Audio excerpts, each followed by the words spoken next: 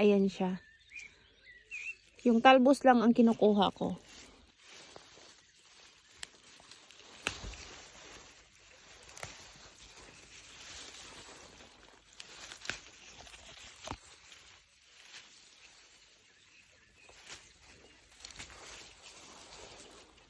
Magmumultiply naman yan pag tinanggal natin ang talbos.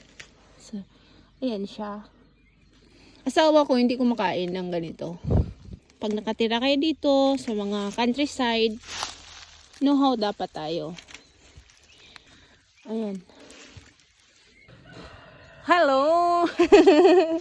Pag may allergy kayo sa mga pollen, ingat kayo sa pagkain ng mga edible weeds.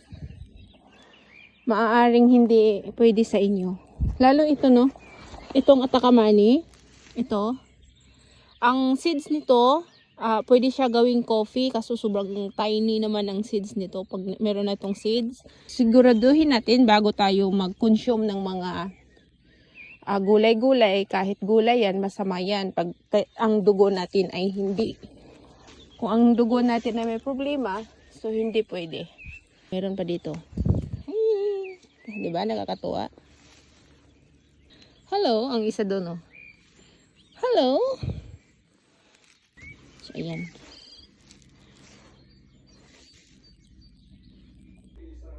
So, ito na nga. Ito yung pinitas kong wild asparagus last Monday. So, Monday pa ito. Kung nakikita nyo dito, napaka-fresh. So, ayan. Ayan, dalawa. Itong dahon na ito ang nagbigay ng freshness ng ating mga vegetables. So, gagamitan ko din yung aking silini mamaya. Hindi ko ito kakainin lahat dahil nga kunti-kunti lang. Magandang panahon mag-harvest nito, early spring. At kung gagamitin nyo sa gulay. So, yung mga dahon na talbos, yung pwede sa salad, kainin nyo ng hilaw, at pwede rin pang sote. Ayan. So, okay. Ayan na. So, meron pa dito. Meron ako ditong dahon ng rumix.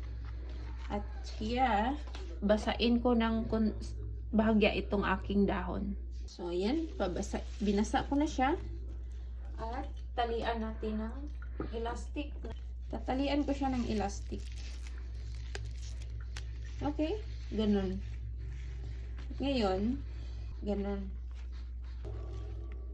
Pwede nyo itong putulin, pwedeng hindi. Ngayon, putulin ko siya. Ito siya, dito. Kailangan kong ipailalim ito, no? Kailangan ganun ko siya. Para maka-absorb ng tubig. Tapos, itali. Ano natin. Tapos, ayan.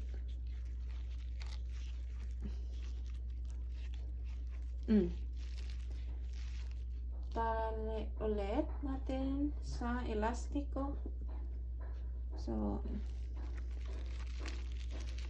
ganun lang tayo. Paano natin ito?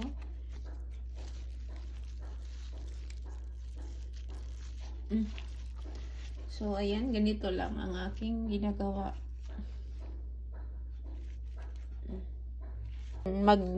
Isang linggo na ito sa Lunes. So, ito siya. Titingnan natin yung ilalim. Hindi ko pa ito natingnan, no? Gusto kong sabay-sabay natin tingnan kung ano yung result sa ilalim at saka kung malutong pa din ba siya. So, ayun na nga. Sabay-sabay natin tingnan ang ating dahon. Kung ano ang ko sa ilalim. So, kung nakikita nyo dito, ang ilalim walang bulok. Ayan. Kasi pag binabad nyo to sa tubig, madaling mabulok ang ating asparagus. O, yun, oh. Oh. So, hindi siya matigas. So, yan yung kaibahan. Pag sa natural na natin tawag nito, ibabalot. So, ganun ang aking ginagawa para tumagal. Itong Rumix ay napaka-useful ito sa aking kusina.